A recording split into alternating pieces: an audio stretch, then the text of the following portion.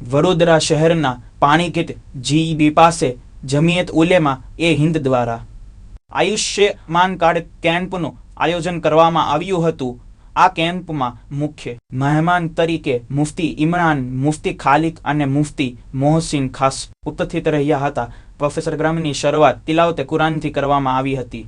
આ પ્રસંગે વિસ્તારના સામાજિક કાર્યકર, મદની ખિદમત ગ્રુપ વાળા હર હંમેશા પ્રજાની વચ્ચે રહેનારા અને વર્ષમાં blood donation camp, medical camp, TIના ફોર્મ દરેક સરકારી કામગીરીમાં અગ્રેસર અને વિસ્તારમાં કોઈ પણ જાતથી પ્રજાને સમસ્યા હોય અને કોઈ પણ જાતના ભેદભાવ વગર તે સમસ્યાનું નિરાકરણ લાવે છે એવા ફારૂકભાઈ મહેબૂબભાઈ શેખ દ્વારા છેલ્લા કેટલાક દિવસોથી વિસ્તારમાં લોકોને કેમ્પનો વધુમાં વધુ લાભ લેવા માટે જાગૃત કરવામાં આવ્યા હતા। આ આયુષ્યમાન કાર્ડ કેમ્પમાં આજુબાજુના વિસ્તારોમાંથી મોટી સંખ્યામાં હિન્દુ અને મુસ્લિમ ભાઈઓએ કોઈ પણ જાતના ભેદભાવ વગર હાજરી આપી હતી અને કેમ્પનો લાભ લીધો હતો।